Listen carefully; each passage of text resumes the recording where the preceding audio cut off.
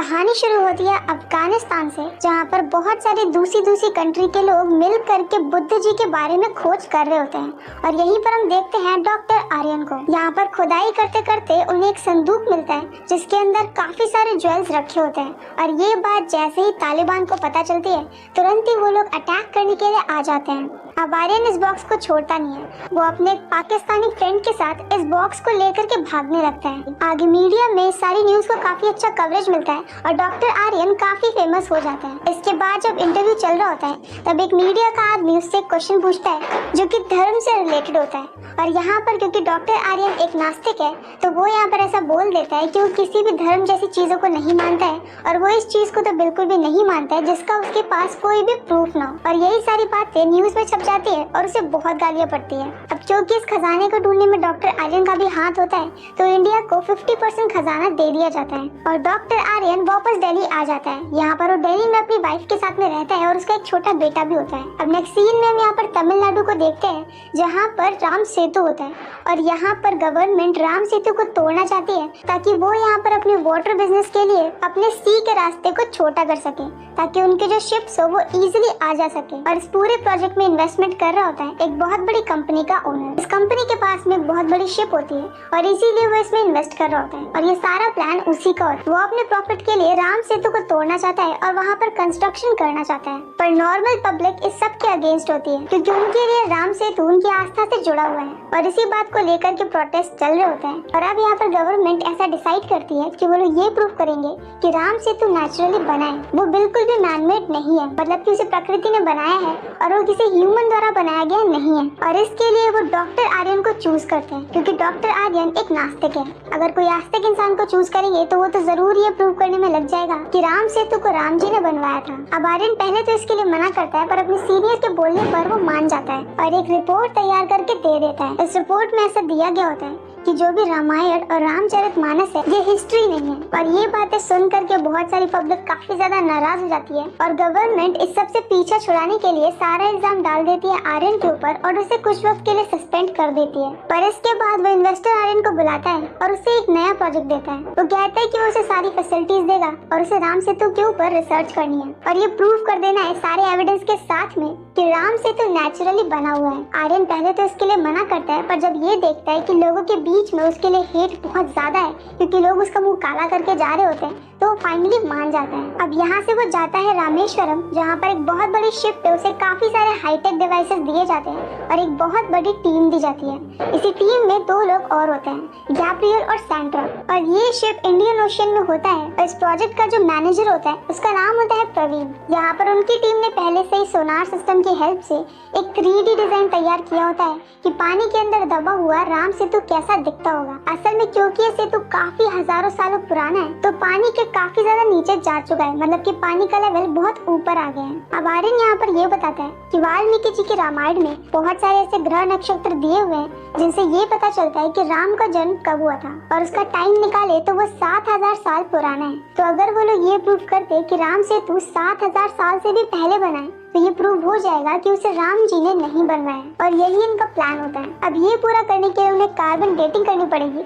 और उसके लिए उन्हें चाहिए कि राम सेतु का कोई हिस्सा उनके पास में हो। तो अब यहाँ पर आर्यन पानी के अंदर जाता है एक सूट को पहन करके और राम सेतु का एक छोटा सा टुकड़ा लेकर के आ जाता है। इस टुकड़े की कार्बन डेटिंग करी जाती है तो ये पता चलता है कि 18,000 साल पुराना है। पर अब यहाँ पर आर्यन ये बोलता है कि सिर्फ इतना छोटा सा प्रूफ काफी नहीं होगा, उन्हें एक प्रॉपर पत्थर लाना होगा, वो पत्थर जिसे कि जोड़ करके राम सेतु बना होगा। तो अब आर्यन दोबारा से अपनी टीम के साथ में पानी के अंदर जाता है। उसे एक पत्थर दिख भी जाता है, लेकिन ये पत्थर लंकन वाटर के एरिया में आता है, तो वो यहाँ पर जा नहीं सकता। ये सारी बातें उसे प्रवीण बताता है, लेकिन वो प्रवीण की नहीं सुनता है और उस तरफ को जाने लगता है। प्रवीण मशीन को ऑफ कर देता है, पर इसके बाद भी वो सूट को उतार करके ऐसे ही चला जाता है और पत्थर को लेकर के वापस आ जाता है। अब वो लोग इस पत्थर के ऊपर स्टडी करने लगते हैं और ये पता चलता है कि पत्थर 7000 साल पुराना है, तो मतलब कि पत्थर राम के पीरियड का है। और इससे ये प्रूव हो रहा था कि राम जी की पूरी स्टोरी सच है और राम से तो उन्होंने बनवाया था। पर क्योंकि वो इन्वेस्टर ऐसा नहीं चाहता है, तो अब वो इस रिपोर्ट को दबाना चाहता है।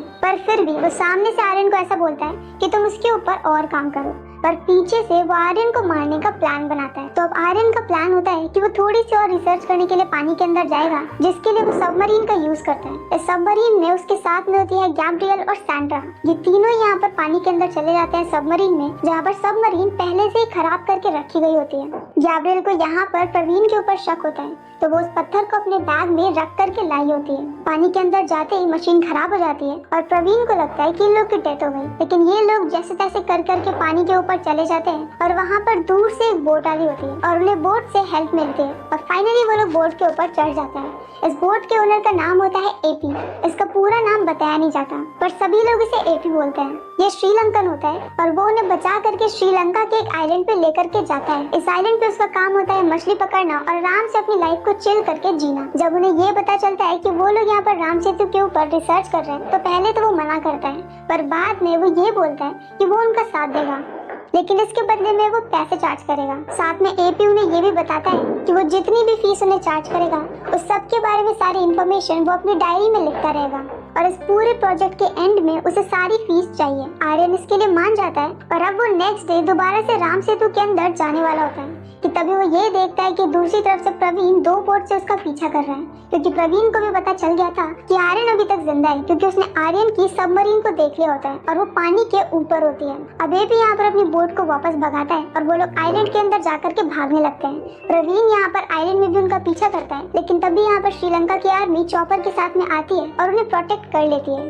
ये टाइम वो था जब श्रीलंका में वॉर चल रही होती है, इसी की वजह से हर जगह पे आर्मी के ऑफिसर्स फैले होते हैं। अब आर्मी के सामने प्रवीण के छक्के छूट जाते हैं और वो कुछ भी नहीं कर पाता और ये लोग फाइनली बच जाते हैं। पर चॉपर के अंदर जाने के बाद भी आर्यन पागल हो गया था। वो दोबारा से बोलता है कि उसे दोबारा से राम सेतु के पास में जाना है, कि तभी वहाँ पर पीछे से प्रवीण एक बुलेट फायर करता है और वो सीधे लगती है गैब्रियल को और गैब्रियल की वहीं पर डेथ हो जाती है। और इस झटके की वजह से थोड़ी देर के लिए आर्यन भी शांत हो जाता है। अब नेक्स्ट सीन में वो कॉल करके अपनी वाइफ से बात करता है, तब उसे ये पता चलता है कि दिल्ली में तो ऐसा बता दिया गया है कि उनका प्रोजेक्ट कंप्लीट हो गया और राम सेतु 18,000 साल पुराना है और उसी के बेसिस पे एक हियरिंग और बची है और इसके बाद कंस्ट्रक्शन स्टार्ट हो जाएगा। लेकिन आर्यन इस सारी चीजों को एंड करना चाहता है अपनी रिसर्च को कंप्लीट करके। यहाँ पर वो अपनी वाइफ को ये भी बताता है कि उनसे गलती से पत्थर खो गया, अगर पत्थर मिल गया होता तो वो उससे प्रूव कर सकते थे ये पत्थर राम जी के पीरियड का है। पर अब वो यहाँ पर रावण के एक मंदिर को देखता है और ये सोचता है कि रामायण रावण के बिना तो अधूरी है, तो अगर वो ये साबित कर दे कि रावण सच में था तो ये भी प्रूव हो जाएगा कि राम जी भी सच में थे और वो राम सेतु भी। तो अब वो यहाँ पर आज की श्रीलंका में पुरानी रावण की लंका को ढूंढने के लिए निकल जाता है, जिसमें कि एपी उसकी हेल्प करेगा और सैंड्रा भी उसके साथ में होगी। और ये सब करने के लिए उनके पास सिर्फ 2 दिन है, क्योंकि 2 दिन बाद लास्ट हियरिंग हो जाएगी और अगर हियरिंग में कुछ भी प्रूव नहीं हुआ तो फिर राम सेतु तोड़ दिया जाएगा। यहाँ पर पेपर्स में ऐसा प्रिंट हो जाता है कि वो दोनों वांटेड है, मतलब कि आर्यन और सैंड्रा। और इसी बात से कुछ लोग उनका पीछा करने लगते हैं, जिनसे कि बच करके भाग करके जैसे तैसे निकल जाते हैं। अब उन्हें एपी की हेल्प से एक ऐसा डॉक्यूमेंट मिलता है जो कि एक बहुत ही बूढ़े आदमी के पास में था, पर ये डॉक्यूमेंट रावण से रिलेटेड होता है। ये एक मैन्युस्क्रिप्ट होती है जिसमें रावण की लंका का नक्शा होता है, मतलब कि प्रॉपर नक्शा तो नहीं होता है, पर कुछ ऐसे सिंबल्स बने होते हैं जिन्हें कि फॉलो करके वो लोग लंका तक पहुंच सकते हैं। इसमें अशोक वाटिका, एक क्रोकोडाइल और रावण फॉल्स जैसी चीजों के सिंबल्स बने होते हैं। तो वो लोग इन्हीं को फॉलो करते हुए अशोक वाटिका की तरफ को जा रहे होते हैं। लेकिन तभी यहाँ पर आर्यन बीच में ये सोचता है कि उन्हें रावण फॉल की तरफ जाना चाहिए, क्योंकि उसमें क्रोकोडाइल की भी फोटो बनी हुई है और जहाँ पर पानी होगा वहाँ पर मगरमच्छ तो मिल जाएगा। तो वो लोग रावण फॉल में जाते हैं, जहाँ पर उन्हें बोट में बैठे बैठे मगरमच्छ भी दिख जाता है। मगरमच्छ का पीछा करते करते वो लोग एक ऐसी चट्टान के पास में पहुँच जाते हैं जिसकी पानी में परछाई बिल्कुल क्रोकोडाइल से मैच करती है और इसके बाद वो तीनों ही पानी के अंदर चले जाते हैं, जहाँ पर क्रोकोडाइल का पीछा करते करते फाइनली उन्हें एक टनल मिल जाती है।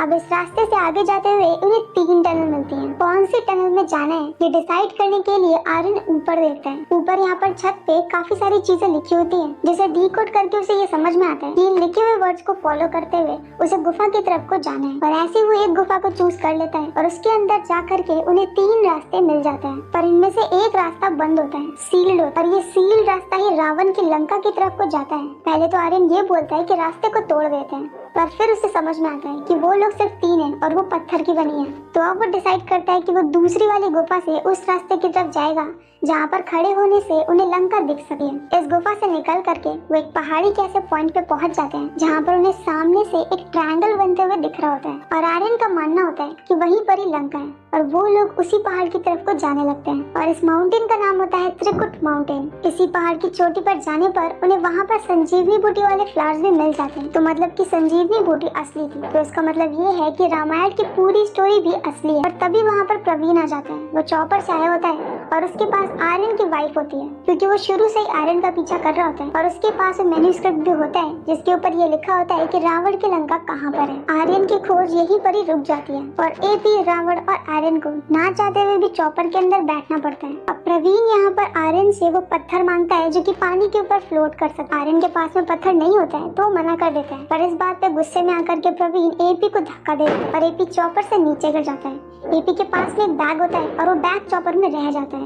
इसके बाद यहाँ पर आर्यन को गुस्सा आ जाता है और उनकी आपस में फाइट शुरू हो जाती है और ये फाइट करते करते गलती से चॉपर क्रैश हो जाता है। यहाँ पर आर्यन, वाइफ और सैंड्रा तो बच जाते हैं, लेकिन सारे प्रूफ और प्रवीण अभी भी चॉपर के अंदर होते हैं। तो आर्यन यहाँ पे प्रूफ लेने के लिए चॉपर के अंदर जाता है और प्रवीण को बचा करके लेके आता है। साथ में उसके पास में एपी का बैग भी होता है और वो रावण का मैन्युस्क्रिप्ट भी होता है। इसके बाद यहाँ पर प्रवीण उनकी हेल्प करता है और एक दिन में वो लोग जैसे तैसे करके कोर्ट तक पहुँच जाते हैं। आज कोर्ट की हियरिंग होनी होती है और यहाँ पर जाकर के आर्यन सारे एविडेंस को दिखाता है और एक काफी अच्छी स्पीच देता है। और अब यहाँ पर अपने सामने पानी में तैरता हुआ पत्थर देख करके सबको समझ में आ जाता है और राम सेतु को तोड़ने वाला पूरा प्रोजेक्ट रुक जाता है और फाइनली सबकी लाइफ नॉर्मल हो जाती है। और आर्यन ऐसे ही बैठा होता है कि तभी अचानक से वो अपने बेटे की कॉमिक को देखता है और उसे याद आता है कि हनुमान जी को बोलते हैं अंजनी पुत्र और एपी ने उनकी कई बार ऐसे हेल्प करी थी कि वो भी शायद हनुमान हो सकता है, क्योंकि उसका नाम भी एपी था। साथ में उसने एक ऐसी जंप भी लगाई थी जो कि काफी ज्यादा मुश्किल थी।